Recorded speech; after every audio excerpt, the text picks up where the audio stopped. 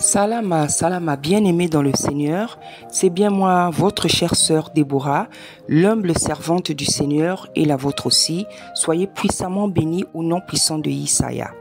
Bien-aimé dans le Seigneur, aujourd'hui je veux faire une exhortation parce que Tata Nzambe m'a donné un chapitre biblique par rapport au comportement du prophète Joël Katou.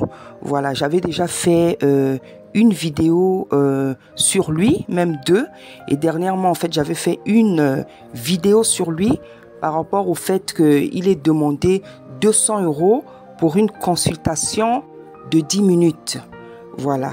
Donc, quelques temps après, Tata Nzambe m'a donné un chapitre dans Ésaïe. Donc, en fait, c'est dans le chapitre, le chapitre 55 du livre de Ésaïe. Voilà, Tata Nzambe m'a donné ce chapitre-là pour parler de lui, en fait. Pour parler de lui, pour contredire ce qu'il dit. Lui qui dit que, qui se permet de demander 200 € pour 10 minutes de consultation. Lui qui dit que les hommes de Tata Nzambe, les serviteurs de Tata Nzambe doivent exposer, étaler leur richesse. Donc, je suis venu vous contredire tout ce qu'il dit. Pas par ma force, mais par les Écritures.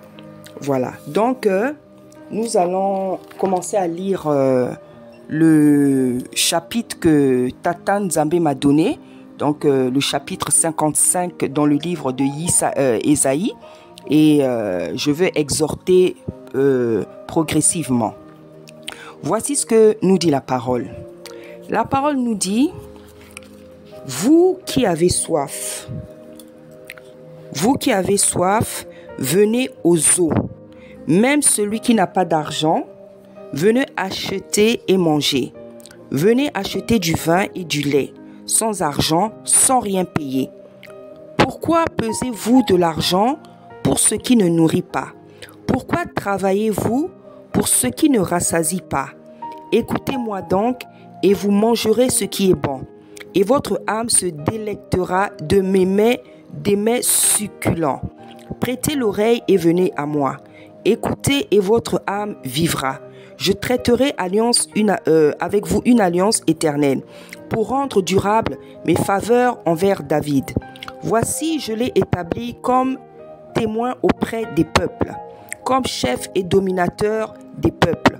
Voici, tu appelleras des nations que tu ne connais pas, et les nations qui ne te connaissent pas accourront vers toi, à cause de l'Éternel ton Dieu, du Saint d'Israël, qui te glorifie.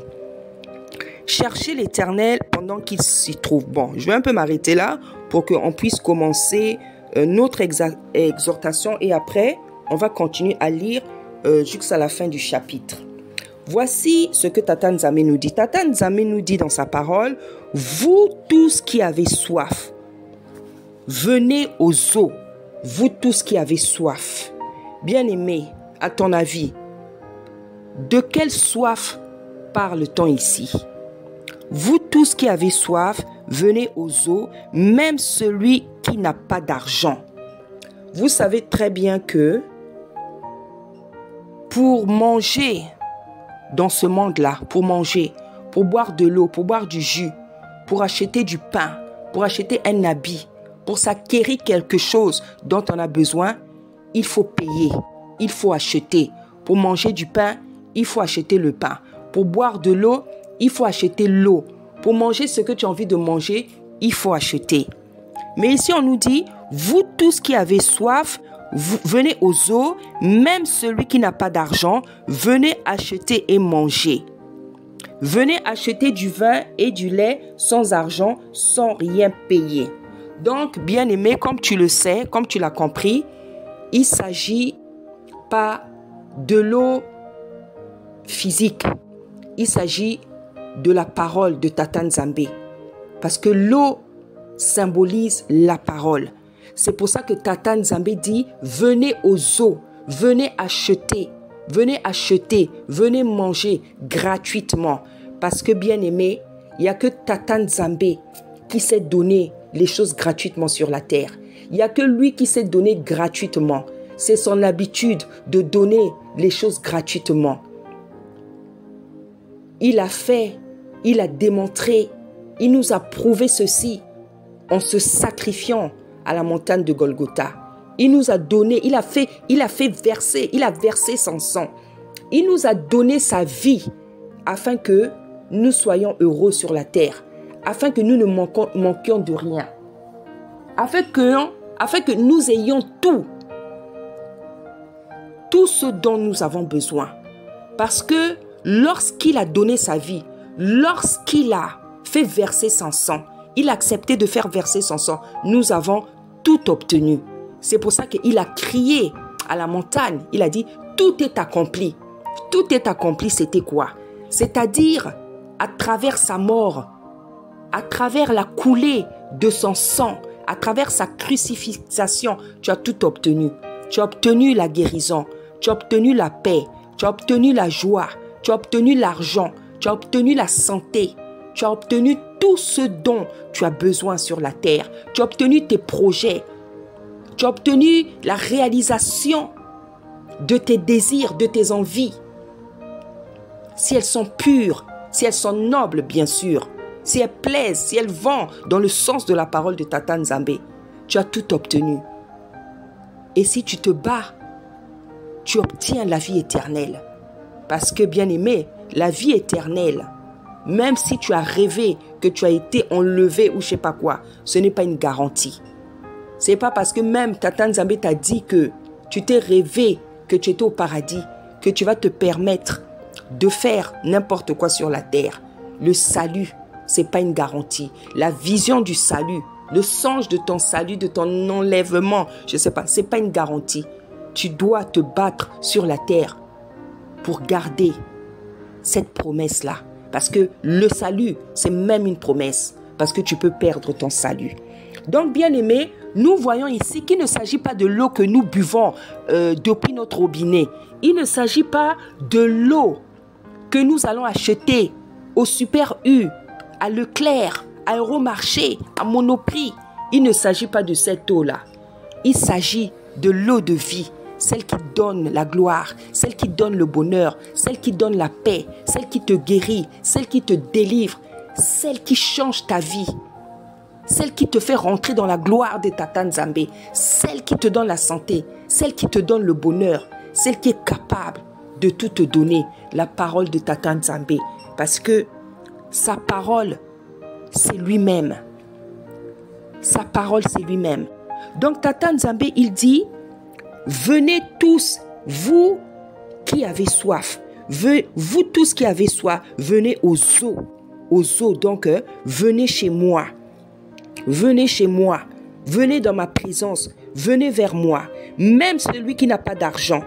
Donc, nous comprenons qu'il ne s'agit pas de l'eau physique, mais allez vers la présence de Tata Nzambe, allez dans sa présence pour obtenir la joie, pour obtenir tout ce dont nous avons besoin.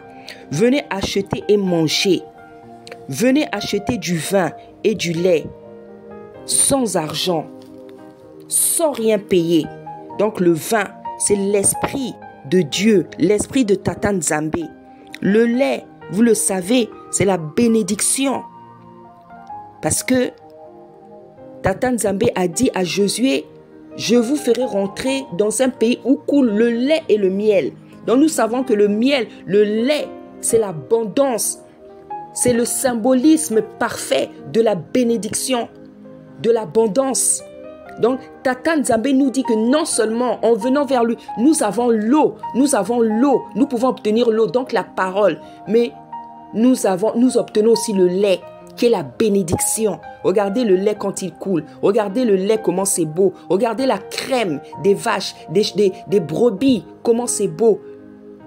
Le lait, comment il coule. La blancheur du lait. Tout ça là, c'est la bénédiction. C'est l'abondance. C'est la joie. C'est le bonheur. Tata Nzambe dit, venez acheter et manger. Venez acheter du vin et du lait, mais sans argent, sans rien payer. Mais pourquoi Tata Nzambe nous dit, venez acheter, venez manger, sans payer? Comment peut-on manger, acheter quelque chose sans argent. Parce que, bien aimé, lorsque Tata Nzambe nous dit « Venez acheter et manger, venez acheter du vin », chez Tata Nzambe, venez acheter, ça veut dire « Venez vous acquérir, venez obtenir ». C'est ça le langage de Tata Nzambe. Voici ce que ces termes-là veulent dire chez lui. C'est-à-dire, venez vous acquérir, venez vous approprier, venez prendre, venez vous acquérir, venez prendre du vin, la parole, le lait, toutes ces choses que moi je donne gratuitement, que je vous ai données par ma mort, par ma crucifixion. C'est pour ça qu'il dit sans payer. Parce qu'effectivement, bien aimé, nous n'avons rien payé. Nous n'avons rien payé pour être aimé de Tata Nzambe. Nous n'avons absolument rien payé pour obtenir son amour, pour obtenir la vie, le souffle de vie. C'est lui qui a tout donné, au contraire. Il nous a tout donné. Il nous a tout donné. Il nous a donné sa vie. Il a fait couler son sang pour que toi et moi, nous soyons heureux. Nous n'avons rien payé, bien-aimé. Même lorsqu'il s'agissait de nous sauver, il n'a même pas demandé notre avis à personne, bien-aimé. Il a tout simplement obéi à l'ordre de son Père qui a aimé les hommes et qui a décidé de le sacrifier. Il lui a donné un ordre et lui, comme un agneau, il a accepté de faire ce travail. Parce qu'ils sont remplis d'amour. Donc nous n'avons rien payé, bien-aimé. Tu n'as rien payé. Tu n'as rien payé pour avoir les dons que tu as, pour avoir les talents que tu as. Pour avoir les dons que tu as, les talents que tu as, les aptitudes, les capacités, l'intelligence, la sagesse, la santé, les enfants, le mari, ta maison, tu n'as rien payé. Parce que si Tata Nzambe décide aujourd'hui de t'enlever le souffle de vie, tu expires et tout ce que tu as là, tu l'abandonnes sur la terre. Tu repars sur la terre nu comme tu es venu. Tu n'as rien payé. Tu n'as rien payé, bien-aimé. Donc, il n'y a pas quelqu'un ici qui peut faire payer des consultations de 10 minutes à 200 €. Je ne sais pas, bien aimé. Je ne sais pas. Non, c'est vrai qu'il y a des... Je ne sais pas si on peut les appeler des brebis. Je ne sais pas si on peut les appeler. Je ne sais pas comment des gens peuvent accepter cet état de choses. Je ne sais pas comment des gens peuvent accepter des choses comme ça. Il faut vraiment avoir la tête, je ne sais pas comment. Moi là, tu vas me faire dépenser 200 € pour que j'écoute, soi-disant, des prophéties sur ma vie.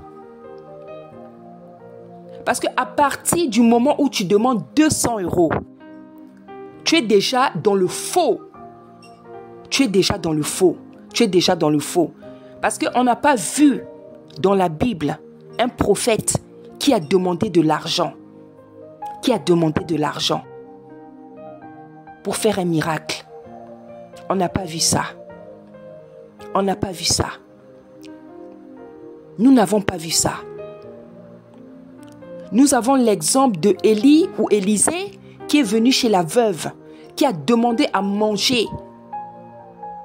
un gâteau de farine. Parce qu'il avait beaucoup marché, il avait beaucoup couru, il fouillait. Il a beaucoup marché, couru dans la montagne. Il est arrivé chez la veuve de Sarepta, il était fatigué. Il a eu faim. Il a demandé de lui servir. Et il s'est passé quelque chose.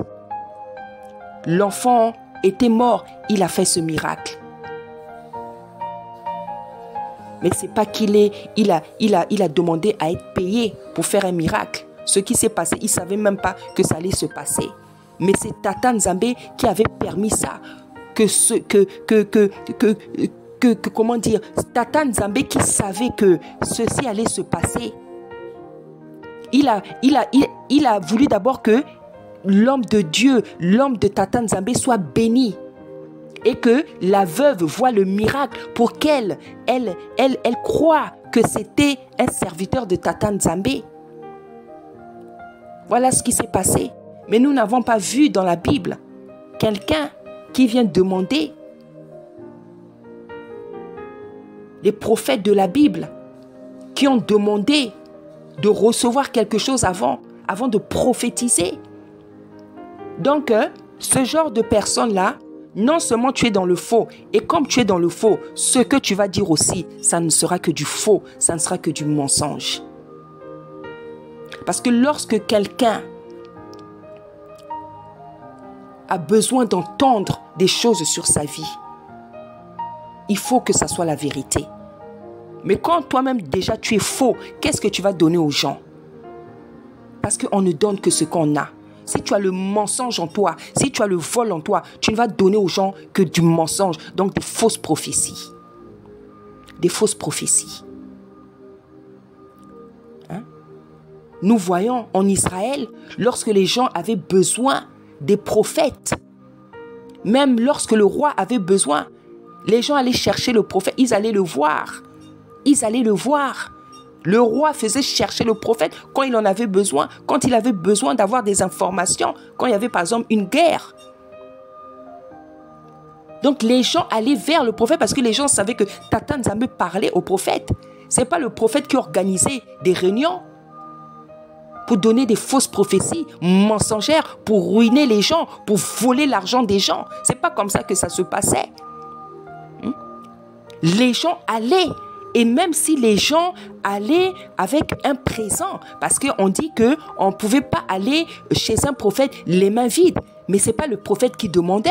Ce n'est pas le prophète qui demandait. Lorsque vous avez des prophètes, des soi-disant hommes de Tata Nzambe qui demandent de l'argent avant de faire un service, avant de guérir, avant de parler, avant de faire du bien à une brebis, avant de la délivrer, comment on peut appeler ce genre de personnes? Comment on peut appeler ce genre de personnes? Ce ne sont que du vol, ce n'est que du mensonge et du vol. Mais quand vous avez des brebis aveugles, idolâtres, ce n'est même pas des brebis. Parce que lorsque vous êtes dans l'ignorance, lorsque vous vous comportez comme ça, Tata Nzambe ne vous connaît pas. Parce que Tata Nzambe, il n'est pas là pour agréer l'ignorance ni la bêtise. Tata Nzambe n'est pas là pour agréer ni l'ignorance ni la bêtise. La Bible nous a été donnée. Tu dois lire la Bible au lieu d'attendre que ce soit d'autres personnes qui te lisent la Bible. Si tu connaissais bien la Bible, on ne pourrait pas te tromper de la sorte. Mais on peut te tromper de la sorte parce que toi, tu ne connais pas les Écritures. C'est pour ça que Tata Nzambe dit « Mon peuple périt faute de connaissance ». Quand vous ne voulez pas lire la Bible, c'est comme ça qu'on arrive à vous tromper. Mais celui qui connaît la Bible, on ne peut pas le tromper.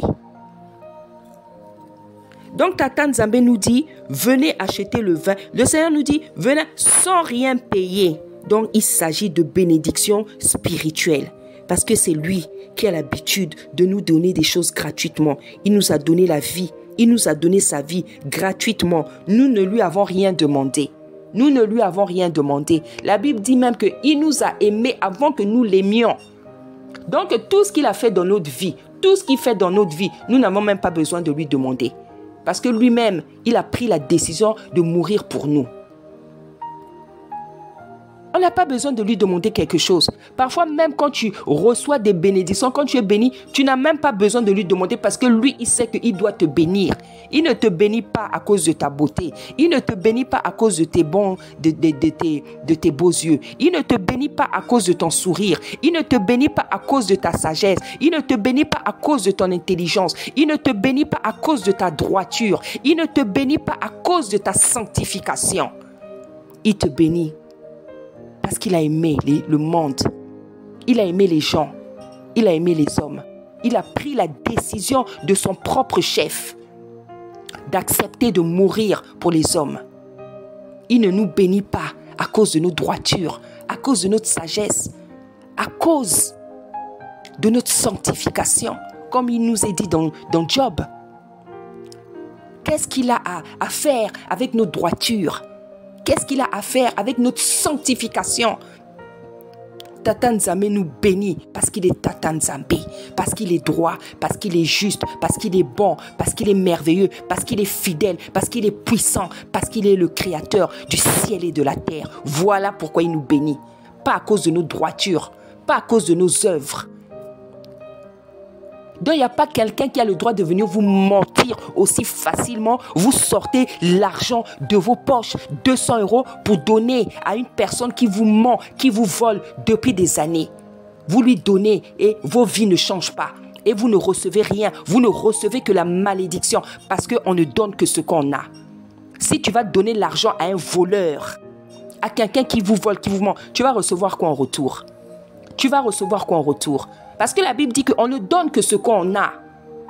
Si quelqu'un a le mensonge, le vol en lui, il ne va vous donner que ça. Il ne va vous donner que ça. Tata Nzambe dit, pourquoi pesez-vous de l'argent pour ce qui ne nourrit pas? Pourquoi travaillez-vous pour ce qui ne rassasie pas? Pourquoi pesez-vous de l'argent pour ce qui ne nourrit pas? Donc, pourquoi tu fais des calculs pour ce qui ne t'apporte pas la joie? Tu vas chercher je veux dépenser ça comment? Bon, je veux lui donner ça comment? Bon, est-ce que je ne peux pas donner d'abord 100 €? Après, je donne un deuxième de 100 € pour que ça va. Tu fais des calculs. C'est pour ça que Tata Nzambe dit, pourquoi pesez-vous de l'argent pour ce qui ne nourrit pas? Pour quelque chose qui ne va pas t'apporter la joie, le bonheur, la délivrance, la paix. Tu es là, tu fais des calculs. Comment tu vas trouver les 200 € là pour donner à une personne qui vous vole et qui vous ment? C'est pour ça que Tata Nzambe, il te dit, pourquoi pesez-vous de l'argent pour ce qui ne nourrit pas? Pourquoi travaillez-vous pour ce qui ne rassasie pas? Pourquoi donc vous fatiguez à suivre de telles personnes?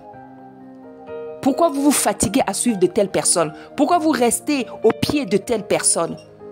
Pourquoi vous vous faites endormir par ce genre de personnes? Pourquoi vous vous faites ruiner par ce genre de personnes? Pourquoi vous vous faites maltraiter spirituellement par ce genre de personnes? Pourquoi vous vous faites endoctriner par ce genre de personnes? Pourquoi vous laissez ce genre de personnes, soi-disant hommes de vous ruiner de la sorte?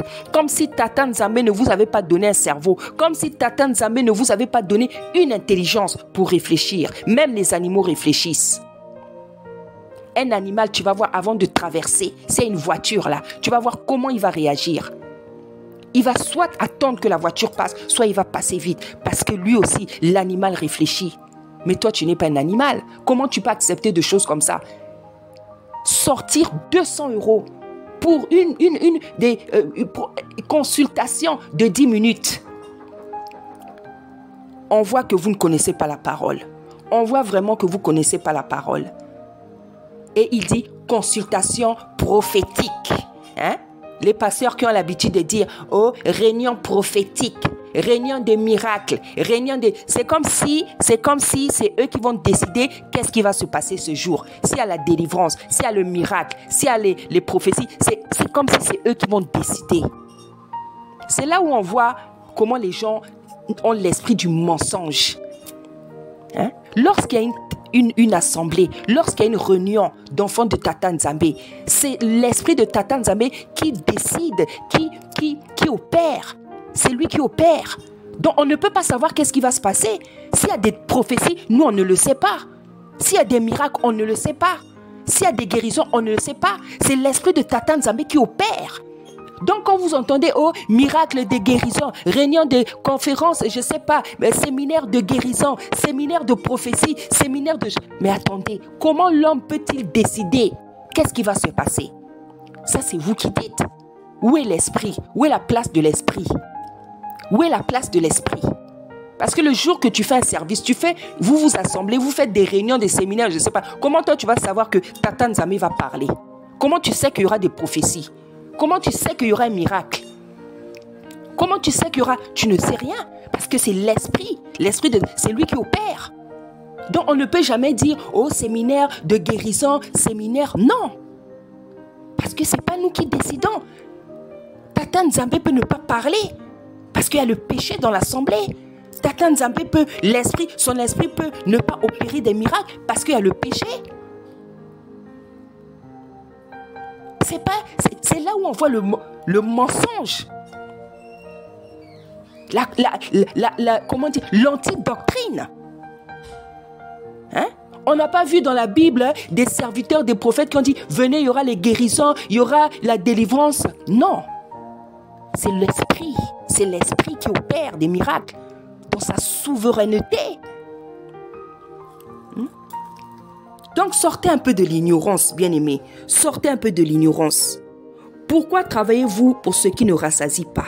Donc pourquoi vous vous fatiguez pour ce qui vous apporte rien du tout? Écoutez-moi donc et vous mangerez ce qui est bon. Et votre âme se délectera de mets succulents. Tata Nzambe dit, écoutez-le, écoutez sa parole, restez à ses pieds, mettez-vous à ses pieds, restez à ses pieds et non aux pieds des hommes. Qui de plus ont le mensonge et le vol en eux. Tata Nzambe dit, restez à mes pieds. Même si cette parole-là est falsifiée, lis la Bible. Tata saura purifier ton esprit. Il saura te donner les bons versets, les bons chapitres. Reste à ses pieds. Je le répète, tu n'as pas besoin d'aller dans une église pour avoir une relation avec Tata Nzambe. Tu n'as pas besoin d'aller dans une église pour être délivré, pour être béni, pour que ta vie change. Tu n'as pas besoin, moi je te le dis. Moi je suis resté des années à la maison. C'est à la maison que Tata me remplissait. C'est à la maison qu'il me bénissait. C'est à la maison qu'il me bénissait, qu'il opérait des miracles dans ma vie. Même des miracles que je n'ai pas vécu quand j'étais à l'église. C'est à la maison, la connaissance que j'ai, la bien-aimée. Ce n'est pas un pasteur qui me l'a donné. C'est Tata Nzambe qui m'a formé lui-même. Je n'ai pas fait de théologie. Je ne suis pas allé dans une école théologique. La connaissance que j'ai, c'est Tata Nzambe qui me l'a transmise, comme il a fait avec Paul. C'est vrai, j'ai été enseigné par des hommes de Tata Nzambe. J'ai pris ça et là. Mais la majorité des choses que je connais, c'est le miracle de Tata Nzambe. C'est la connaissance que lui-même, il m'a transmise. Parce que quand je me suis mise à lire la Bible, il me donnait des chapitres entiers. Il me donnait des chapitres entiers pour me parler, pour m'enseigner. Il me donnait des chapitres. Quand j'avais commencé à lire la Bible à 15 ou 16 ans, après j'avais arrêté. Quand j'ai reçu maintenant le Seigneur, je me suis mise à lire la Bible du matin au soir, de 8h à 16h, pendant des semaines. Pendant des semaines. Donc quand j'allais déposer les enfants à l'école, je lisais la Bible de 8h à 16h. Parce qu'ici, on reprend les enfants de l'école à 16h30. Donc c'est comme ça que pendant des semaines, j'ai passé ma journée. Et pendant ces semaines, c'est lui, il remplissait, il me donnait des chapitres pour m'enseigner, pour m'apprendre des choses, pour me donner, pour me transmettre sa parole. C'est pour ça que vous voyez, je suis rempli comme ça. Je connais la parole. Moi, personne ne va venir me tromper. Je n'ai peut-être pas la connaissance. Je n'ai peut-être pas toute la connaissance. Je n'ai peut-être pas toute la révélation. Parce qu'on dit qu'on ne connaît qu'en partie. Mais en ce qui concerne la parole, personne ne va venir me tromper. Parce que la Bible, là, je l'ai lue de Genèse à Apocalypse. Je l'ai lue et à chaque fois, je la relis. Donc, personne ne va venir me tromper. Personne ne va venir me tromper. Il y a des gens qu'on peut tromper, c'est parce que vous n'aimez pas lire la parole. Parce que si tu aimais lire la parole, si tu lisais la parole, ce qui s'est passé là, un prophète, un soi-disant prophète, je dis bien soi-disant. Parce que la Bible dit, on les reconnaîtra à leurs fruits. On les reconnaîtra à leurs fruits. C'est les fruits qui parlent. C'est les fruits qui montrent quand quelqu'un est sérieux ou pas, bien aimé. Le Tata Nzambe vous a tout dit dans la Bible. Il vous a tout donné. Il vous a dit qu'on les reconnaîtra à leurs fruits. Comment tu vas savoir si quelqu'un est sérieux ou pas dans la vie? Regarde ses fruits. Regarde ses fruits. Analyse-le. Analyse-le. Analyse sa vie. Regarde ses vidéos. Analyse sa manière de faire. Sa manière d'opérer. Étudie ses comportements, ses attitudes, son regard, ses manières. Étudie la personne. Tu sauras si la personne est vraie ou pas. Moi, le Seigneur m'a fait une grâce, bien aimé. Il m'a fait beaucoup de grâce. Je vous dis, là, je suis une femme remplie, là, vous me voyez. Remplie dans pratiquement tous les domaines. Dans le domaine spirituel, psychologique. Donc, je suis remplie. Je suis remplie. Pourquoi je dis ça? Le Seigneur m'a fait la grâce. Moi, je peux t'étudier quelqu'un. Si je vois ton visage, Je vois la forme de tes yeux. Je vois la forme de ton nez, de ta bouche, la manière dont tu pleures, ta voix, le son de ta voix, ton sourire, ta voix, ta manière de marcher, la forme de ton corps. Je peux te dire qui tu es, si tu es bon ou mauvais. Voilà la grâce que le Seigneur m'a faite. Voilà la grâce que le Seigneur m'a faite. Il m'a fait cette grâce-là. Je peux décrire, te donner dire l'état d'esprit de quelqu'un rien qu'en voyant la personne. C'est ça la grâce que le Seigneur m'a fait. Parce que la Bible dit qu'il fait grâce à qui il veut. Il fait grâce à qui il veut. Il fait miséricorde à qui il veut. Depuis que j'étais petite, j'étais comme ça.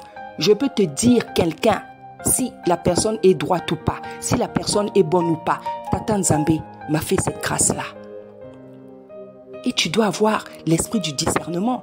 Si tu n'as pas reçu cette grâce, c'est ça l'esprit du discernement. Tu dois demander à Tata de te donner l'esprit du discernement pour pouvoir reconnaître devant toi, en face de toi, à qui tu as affaire dans la vie, dans ton entourage. Si tu as affaire à des hommes droits, à des femmes droites ou pas. Si tu as affaire à des gens qui ont bon cœur ou pas. Moi, quand quelqu'un vient en face de moi, que ça soit une personne ordinaire comme ça, que ça soit dans le corps du Seigneur, je détecte rapidement qui est qui. Et je lui dis merci de m'avoir donné cette grâce. Je détecte. Je peux rester avec toi comme ça. Je peux, dès le premier jour, je veux voir tes défauts. Même si tu ne t'en rends pas compte. Je veux aussi continuer à parler avec toi. Mais j'ai déjà détecté en toi quels sont tes défauts. Moi, je suis comme ça. Et c'est une grâce qui vient de Tata Nzambe. Et Tata Nzambe, il sait pourquoi il m'a fait cette grâce-là. Bien aimé, il y a des choses dans la vie quand tu n'as pas, demande ce genre de grâce à Tata Nzambe. Parce que, vous savez, la vie, elle est faite de relations. Même parfois pour nous bénir, Tata Nzambe utilise des relations. Tu dois savoir en face de toi, tu as qui en face de toi. J'ai déjà parlé, le Seigneur m'a déjà donné ce sujet sur l'état d'âme. C'est très important. Parce que, bien aimé, ce genre de comportement, si tu connaissais, tu avais compris, tu avais saisi, tu avais détecté l'état d'âme de ce genre de personne, tu ne serais pas surpris de ce qu'il fait. Moi, je ne suis pas surprise de ce qu'il fait. Parce que son état d'âme, je l'ai déjà saisi depuis longtemps. Si je parle là, c'est pour venir vous réveiller. Mais ce qu'il fait là, je ne suis pas surpris. Parce qu'on ne donne que ce qu'on a. Si tu es faux, tu ne vas donner que du faux. Si tu es méchant, tu ne vas manifester que la méchanceté. Parce que dépouiller les gens comme ça, c'est de la méchanceté. C'est aussi simple que ça. Il n'y a pas un autre mot bien aimé. C'est de la méchanceté. C'est de la méchanceté. Parce que tu es faux. Quand tu es faux, tu n'as pas de pitié. Parce qu'un véritable serviteur, c'est quelqu'un qui est rempli, de compassion pour les âmes, pour lesquelles Tata Nzambe est mort et a envoyé son fils. C'est comme ça qu'on reconnaît une vraie servante, un vrai serviteur. C'est quelqu'un qui se soucie du salut, de la délivrance, des âmes, des brebis de Tata Nzambe. Ce n'est pas quelqu'un qui est là à nous prêcher les messages de prospérité. C'est toujours des messages de prospérité. Posséder l'argent, comment garder l'argent. On vous fait croire qu'on peut même vous faire sortir de l'argent par le portable. Mais on n'a même pas parlé de salut. Et tout ça, vous trouvez que c'est normal. Comment on peut vous entuber de la sorte? Comment on peut vous entuber de la sorte? Tout ça parce que vous n'aimez pas lire la Bible. Tout ça parce que vous ne voulez pas rester au pied de Tata Nzambe pour que lui-même, il vous parle. Vous avez mis votre confiance dans les hommes. Vous avez mis votre confiance dans les hommes. Vous avez oublié que vous avez un Tata Nzambe qui a envoyé son fils pour mourir pour les gens. Pour quiconque aura cru en lui. Vous avez oublié. Vous êtes des idolâtres. Il y a des gens, s'ils n'écoutent pas le soi-disant pasteur, et ça, on dirait que sa journée-là, ça ne va pas bien se passer. Si tu ne regardes pas le visage de ton soi-disant pasteur, ta journée-là, ton pasteur est devenu ton sauveur, ton pasteur est devenu ton créateur. Mais tu ne réalises pas que tu es dans l'idolâtrie. Tu ne peux pas prier sans appeler ton pasteur. Il n'y a pas un problème que tu as pu régler par ta propre prière parce que tu as mis ta confiance dans ton pasteur. Tata Nzambe, tu l'as oublié. Son fils, tu l'as oublié. Tu vis par rapport à ton pasteur. Ton pasteur est devenu ton créateur, ton sauveur, ton consolateur, celui qui règle tes problèmes. Tu ne t'en rends pas compte que tu es déjà tombé. Tu es dans l'idolâtrie. Tu ne t'en rends pas compte. Tu ne t'en rends pas compte. Et c'est pour ça que ce genre de pasteurs, ils continuent parce qu'ils ont des âmes qui sont là pour les entretenir dans leur mauvais comportement. Lorsque vous allez vous détacher de eux, lorsque vous allez les lâcher, c'est là où vous allez voir si c'est des vrais ou pas. C'est là où vous allez voir de quoi ils sont faits. Vous êtes leur carburant. Vous êtes leur carburant. Vous êtes leur carburant. Quelle méchanceté. Quelle méchanceté. Quelle méchanceté. Soutirer 200 € pour une consultation prophétique de 10 minutes. Donc c'est moi qui décide s'il y a des prophéties. C'est plus l'esprit de Tata Nzambe, mais c'est moi. C'est par là qu'on voit que les prophéties ne peuvent être que mensongères. Tata Nzambe, il vous dit, venez acheter, même celui qui n'a pas d'argent. Donc tu vois bien que l'eau dont on nous parle là, c'est pas l'eau physique, c'est pas l'eau que tu achètes au magasin, c'est la parole. Et oui, parce qu'il nous a donné sa vie gratuitement. La parole, c'est lui-même. Donc, il s'est livré, il s'est offert à nous. Il s'est offert à nous. Donc, il nous offre sa parole, il nous a offert sa vie. Tout ça, c'est lui. C'est pour ça qu'il dit, venez gratuitement parce que nous n'avons rien payé pour avoir sa parole, pour avoir la vie, le souffle de vie, la santé. Nous n'avons rien payé et nous n'avons pas aussi l'habitude de payer quelque chose, bien aimé. Nous n'avons pas l'habitude de payer quelque chose pour obtenir quoi que ce soit. Il donne parce qu'il a envie de donner. Il donne parce qu'il a envie de donner. La Bible dit, écoutez-moi donc et vous mangerez ce qui est bon. Donc, écoutez Tata Nzambe, vous allez avoir la paix, le bonheur. Ce que vous cherchez, vous allez l'obtenir. Et votre âme se délectera de mets succulents. Les mets, le mets, c'est la nourriture. Donc, la parole, des mystères divins. Des merveilles de la parole. Voilà les mets succulents. C'est les mystères de la parole. C'est les merveilles de la parole. C'est la puissance de la parole. C'est les miracles. La vie de gloire. C'est ça les mets succulents. Parce que la parole de Tata Nzambe, c'est une nourriture. Prêtez l'oreille et venez à moi. Prêtez l'oreille, venez à moi. Écoutez et votre âme vivra. Ton âme vivra si tu écoutes Tata Nzambe. Ton âme vivra si tu écoutes. Mais si tu écoutes un homme, ton âme va mourir. Tu vas disparaître. Parce qu'il n'y en a qu'un seul qui a donné sa vie. Toi, tu es là. Ta confiance, ton espoir, ton espérance se repose sur un homme, sur un soi-disant pasteur. C'est à peine si tu ne dors pas. Ton coussin devient ton coussin. Ton pasteur est devenu ton coussin. Tata Nzambe, tu l'as mis aux oubliettes. Tata Nzambe dit, prêtez l'oreille et venez à moi, écoutez et votre âme vivra. Ça veut dire que si tu n'écoutes pas, ton âme ne va pas vivre. C'est-à-dire que tu vas disparaître de la terre, bien-aimé. Je traiterai avec vous une alliance éternelle. Il traite avec nous une alliance éternelle pour rendre durable mes faveurs envers David.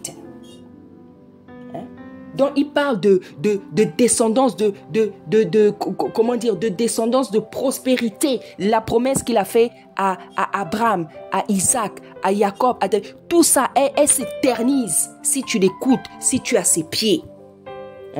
Pour rendre durable mes faveurs envers David, parce qu'il a fait des promesses à David. Il avait dit à David, si ton fils m'écoute, je traiterai une alliance. Donc, lorsqu'on écoute Tata Nzambe, l'alliance que Tata Nzambe traite avec nous, elle va de génération en génération. Donc, tes enfants, tes petits-enfants, tes arrière-petits, ils vont jouir de cette alliance-là. C'est pour ça qu'il dit, je rendrai durable mes faveurs envers David. Voici, je l'ai établi comme un témoin auprès des peuples. Donc, on nous parle toujours de David.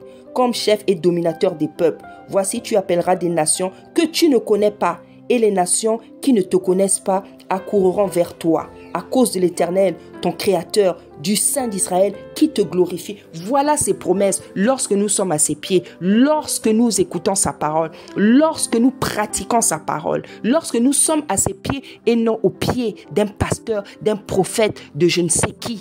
Voilà ce qu'il fait dans nos vies. Des nations, bien aimées, c'est pas des paroles vaines que Tata Nzambe dit. C'est la vérité. Des nations accourront vers toi. Des gens que tu ne connais pas. Tata va les envoyer vers toi. Des nations. Pas seulement des groupes d'hommes, mais des nations tout entières. Si tu suis sa parole, si tu l'écoutes, il va faire des miracles terribles. Des gens vont te servir, des nations, des rois, donc des présidents vont t'écouter. Voilà ce que Tata Nzambe fait dans la vie de ses élus, fait dans la vie de ses enfants, quand on est à ses pieds, quand on écoute sa parole, quand on suit sa parole, quand on pratique sa parole. Voilà ce qu'il fait dans nos vies. Voilà ce qu'il fait dans nos vies.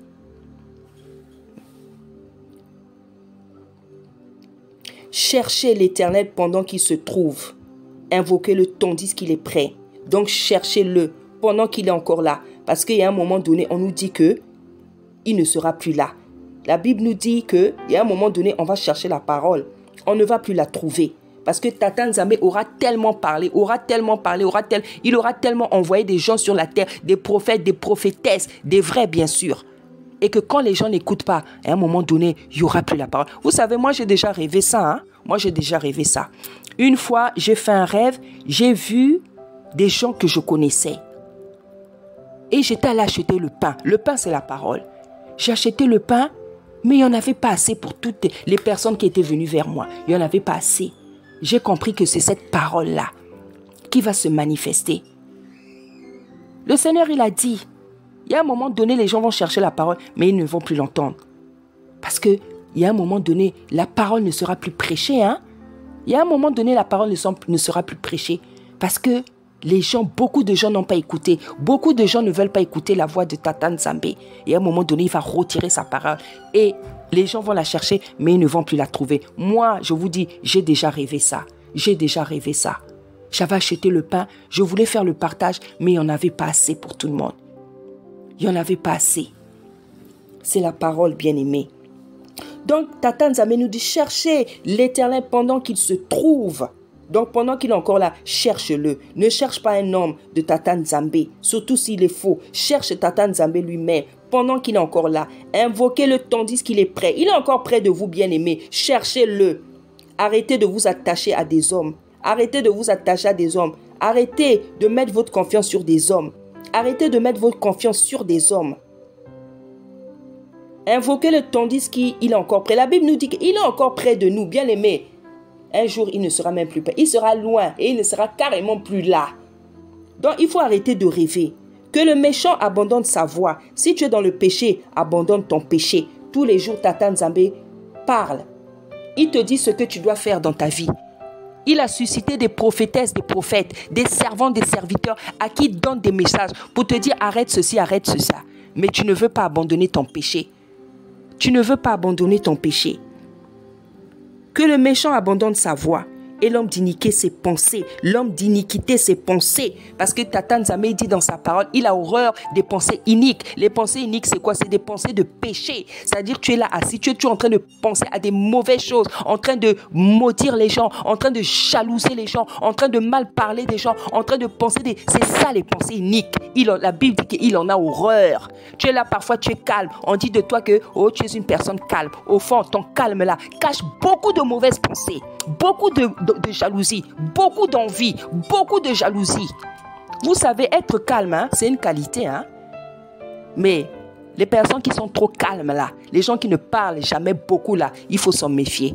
Parce que même dans le monde, on dit méfiez-vous des eaux qui dorment. C'est une qualité d'être posé, d'être calme. Tu ne dois pas être trop calme. De temps en temps, on doit savoir qu'est-ce que tu penses des choses dans la vie. Quel est ton avis sur les situations, sur les événements? Vous avez des gens qui ne donnent jamais leur avis. Surtout, ils sont toujours calmes. On parle de quelque chose là, eux ils ne réagissent jamais. Méfiez-vous de ce genre de personnes. Qu'il retourne à l'Éternel qui aura pitié de lui. Tata Nzambe dit que si on retourne, il aura pitié de nous. À notre Tata qui ne se lasse de pardonner, car mes pensées ne sont pas vos pensées et vos voix ne sont pas mes voix, dit Tata Nzambe. Autant les cieux sont élevés au-dessus de la terre, autant mes voix sont élevées au-dessus de vos voix. Et mes pensées, voilà, bon, tout ça déjà vous connaissez. Et mes pensées, voilà, tout ça déjà vous connaissez. Oui, vous sortirez avec joie et vous serez conduits en paix. Les montagnes et les collines éclateront d'allégresse devant vous et tous les arbres de la campagne battront des mains. Au lieu de l'épine s'élèvera le cyprès, au lieu de la ronce croîtra le myrte. Et ce sera pour l'Éternel, pour Tata Nzambe, une gloire, un monument perpétuel, impérissable. Bien-aimés, la Bible nous dit dans les psaumes que tout ce qui respire loue Tata Nzambe. Dernièrement, Tata Nzambe me disait, les oiseaux chantent, les oiseaux m'adorent. C'est ce qu'il me disait. Donc les collines, les prés, les vallées, tout ce qui est... Oui, vous savez, quand les nuages font des mouvements, les branches font des mouvements par le vent, les fleurs, les papillons volent, les libellules, tous ces mouvements dans la nature, là, ils sont en train d'adorer Tata Nzambe. Lorsque vous entendez les oiseaux chanter le matin, ils sont en train de lui rendre des actions de grâce. Donc, lorsque toi, tu pratiques totalement la parole de Tata Nzambe, lorsque tu fais plaisir à Tata Nzambe, toute la nature est en joie. Toute la nature t'acclame aussi. Le ciel t'acclame, la nature aussi t'acclame. Les branches, les arbres, les collines, les vallées, parce que c'est lui qui les a créés. Ils sont tous sous sa domination, sous son autorité. Quand dans le ciel là-bas, on est content de toi, sur la terre, on est content de toi. Les vallées, les montagnes, les arbres seront en mouvement parce qu'ils sont contents de toi. Donc voilà ce que Tata fait dans nos vies. Voilà ce que Tata fait dans nos vies. Donc bien-aimés, de grâce, ne vous laissez pas endoctriner par des faux pasteurs, par des faux prophètes qui n'ont que pour souci, qui n'ont que pour motivation remplir leur ventre, remplir leur maison, remplir leur portefeuille, remplir leur vie, remplir le carburant de leur voiture, qui veulent nous exposer, étaler leurs richesses sans avoir honte. Chez nous, en Afrique, dans mon pays, on dit « Azwakate azui ». Il y a une expression qui dit ça. « Azwakate azui ». Ça veut dire quoi? Ça veut dire il n'a pas eu, il n'a pas l'habitude d'avoir, comme il a eu là. Il trouve que pour lui, c'est la fin du monde. Voilà ce qu'on dit dans mon pays. À propos des gens, on dirait qu'ils n'ont jamais eu quelque chose dans la vie. Azwakate azui. Et en français, bien aimé, vous savez ce genre de personnes, comment on les appelle? On les appelle des parvenus. Des parvenus. C'est-à-dire, on dirait des gens, on dirait qu'il n'a jamais eu quelque chose sur la terre. Quand vous le voyez là devant sa voiture, devant un habit, devant une bénédiction, il perd le contrôle. Vous savez des gens comme ça sur la terre. Vous savez des gens comme ça. On dirait que Tata Nzambe les a jamais bénis. Quand il a une voiture là, quand il a une femme, quand il a eu des enfants, quand il a une... Tout le monde doit être au courant. Tout le monde doit être au courant. Tout le monde doit être au courant de toutes les bénédictions que Tata te donne. On dirait que tu n'as jamais eu quelque chose sur la terre. Quand tu as une bénédiction là, tout le monde doit savoir qu'est-ce que tu as eu. Tu étales, tu fais étalage de tes richesses. Tu fais étalage de tes richesses. Tu fais étalage de tes richesses. On appelle ça en français, on appelle ça un parvenu. Un parvenu. On dirait que tu n'as jamais eu. Tu es comme un enfant là, hein, à qui on vient offrir un cadeau. Hein? C'est terrible, c'est terrible. C'est terrible, hein? Les gens qui perdent le contrôle devant une bénédiction. Si encore ces bénédictions-là viennent de Tata Nzambe. Si encore ces bénédictions-là, elles sont pures, si vraiment elles viennent, ça serait légitime. Et même, il n'y a pas à perdre le contrôle devant une bénédiction. Pourquoi tu perds le contrôle? Hein? C'est comme si tu n'as jamais rien eu sur la terre. Dans la vie, il faut être posé. Même quand Tata Nzambe te bénit, tout le monde n'a pas besoin de savoir. Tout le monde n'a pas besoin de savoir. Pourquoi tu t'excites dès que tu es béni? Pourquoi tu cherches à montrer tes richesses, à étalage des richesses? Hein? Le prophète Joël t'a tout dit que non, quand on est béni, il faut montrer, il faut tout montrer, les maisons, les enfants, tout ça. Sans honte, sans gêne, sans retenue. C'est triste d'entendre des choses comme ça. C'est triste, bien-aimé, d'entendre des choses comme ça. Lui, il dit que quand le Tata nous bénit, il faut montrer. Je vais vous donner un passage qui vous contredit ce que lui, il a dit. Donc, bien-aimé, nous sommes dans 2 Rois 20, verset... Bon, on peut commencer à partir du verset 7. Vous connaissez l'histoire de Ézéchias qui était malade, à qui Tata Nzambe avait dit « Fais ton testament parce que tu vas mourir. » Voilà. Donc, je vais lire la parole au nom puissant d'Isaïe. Ésaïe dit « Prenez une masse de figues, on la prit et on l'appliqua sur Lucerne et Ézéchias guérit. » Ézéchias avait dit à Isaïe « À quel signe connaîtrai-je que l'Éternel me guérira ?» Bon, on peut un peu descendre. Je descends jusqu'à 12. Donc il était guéri. En ce même temps, Bérodak Baladan, fils de Baladan, roi de Babylone, envoya une lettre et un présent à Ézéchias, car il avait appris la maladie d'Ézéchias. Ézéchias donna une audience aux envoyés et il leur montra le lieu où étaient ces choses de prix, l'argent et l'or, les aromates et l'huile précieuse, son arsenal et tout ce qui se trouvait dans ses trésors. Il n'y eut rien qu'Ézéchias ne leur fit voir dans sa maison et dans ses domaines. Donc, il avait montré tout. Donc, son arsenal, donc les armes, ses richesses, les coupes d'or, d'argent, toutes les bénédictions que Tata Nzambe lui avait données. Ésaïe le prophète vint ensuite auprès du roi Ézéchias et lui dit « Qu'ont dit ces gens-là et d'où sont-ils venus vers toi ?» Ézéchias répondit « Ils sont venus d'un pays éloigné de Babylone. » Ésaïe dit « Qu'ont-ils vu dans ta maison ?» Ézéchias répondit, « Ils ont vu tout ce qui est dans ma maison. Il n'y a rien dans mes trésors que je leur ai fait voir. » Alors Ésaïe dit à Ézéchias, « Écoute la parole de Tata Nzambe. Voici les temps viendront où l'on emportera à Babylone tout ce qui est dans ta maison et ce que tes pères ont amassé jusqu'à ce jour. Il n'en restera rien, dit les Tata Nzambe.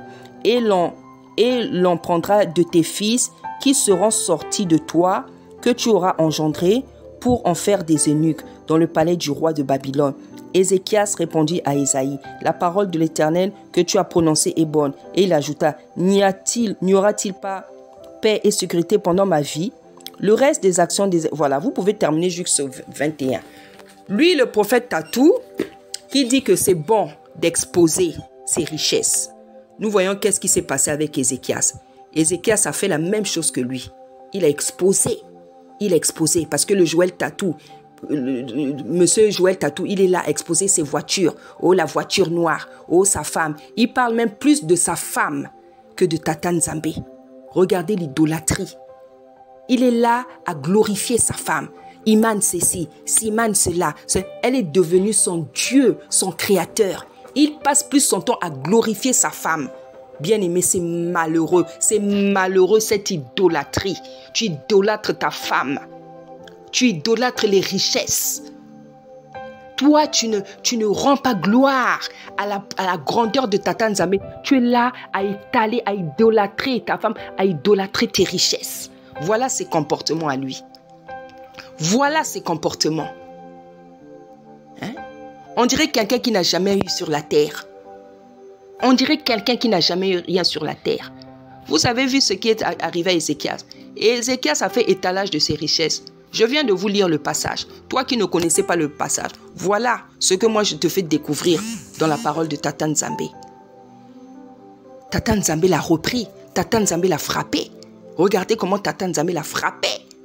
Il a dit, tout ce que tu as montré là, ça va aller dans le camp de l'ennemi. Puisque toi, tu as pris plaisir à exposer tes biens, tes bénédictions. Tu l'as exposé à qui? À mes ennemis. Donc, ça va aller là-bas. Tout va aller là-bas. Et tes enfants, tout va aller là-bas. Et Ézéchias a dit, hein, il a demandé à Ésaïe, il a dit, ah, donc il y aura plus de paix.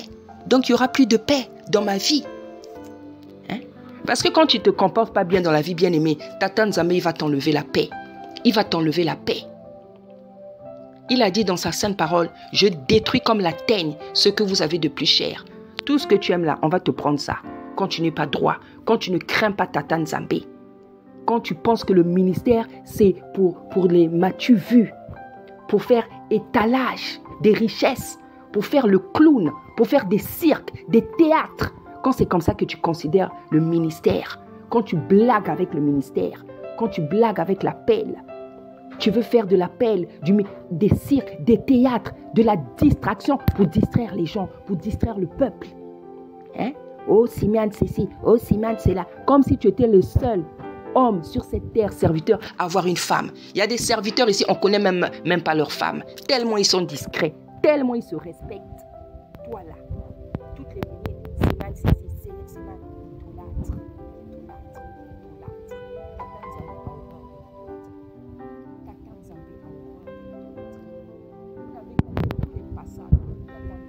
Frapper les gens de la terre à cause de l'idolâtrie, sans ménagement, avec le football là-bas, les gens l'ont fait tomber en une journée, sans ménagement, parce que c'est quelque chose qui est l'idolâtrie. Quand tu donnes tes enfants, tes richesses, tes maisons, je ne sais pas quoi, mais ça.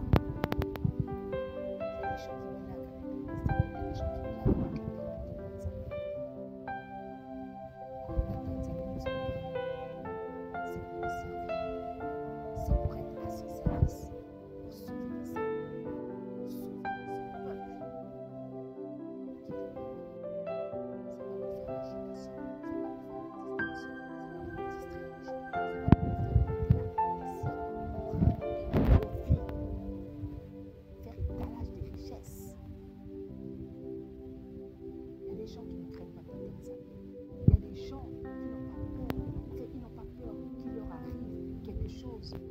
de malencontreux. Il y a des gens qui n'ont pas peur parce qu'en fait, ils ne pensent pas. Parce qu'en fait, ils ne pensent pas. Parce que c'est faux. Celui qui connaît ta Tanzanie le craint et la peur, il veille sur sa marche, sur ses pas. Parce que tu sais que si tu te comportes mal, ta Tanzanie va te frapper et te reprendre. Mais quand tu es fou, tu n'as pas la crainte. Quand tu es fou, tu n'as pas la crainte. Ce cher monsieur, qui dit que quand on a des richesses, on doit exposer. La Bible dit le contraire. Et on a vu ce qui est arrivé à Ézéchias. La Bible dit le contraire. La Bible dit le contraire. Ça, c'est pas une intelligent. Une intelligent, pas comme ça. Une personne intelligente, c'est une personne qui est calme, qui est posée, qui est discrète. C'est pas une personne qui se fait voir rarement. C'est ça, une personne intelligente. Je te dis la vérité là. Dans la vie, il faut être comme le diamant, il faut être comme l'or. Il faut être comme le diamant, il faut être comme l'or. Il faut te faire rare. Si Tata ne t'a pas parlé, ne viens même pas parler, ne viens même pas prêcher. Il faut être comme l'or, comme le diamant. Il faut se faire rare dans la vie des gens. À chaque fois qu'on vous voit, à chaque fois qu'on vous voit, à chaque fois qu'on vous voit, on va se fatiguer de voir. On va se fatiguer de voir. La Bible dit que c'est dit que dans la maison de ton Père, dans la vie, sois comme le diamant, sois comme de l'or, sois comme une pierre précieuse qui sont rares. Fais-toi rare, fais-toi respecter sur les réseaux sociaux. Quand on dit difficilement quelque chose de négatif sur toi, parce que tu te comportes bien. Que ça soit plus difficile sur les gens de dire quelque chose de mal de toi, parce que tu te comportes bien. Ne sois pas méchant, ne sois pas méchant. Ne prends pas à l'occasion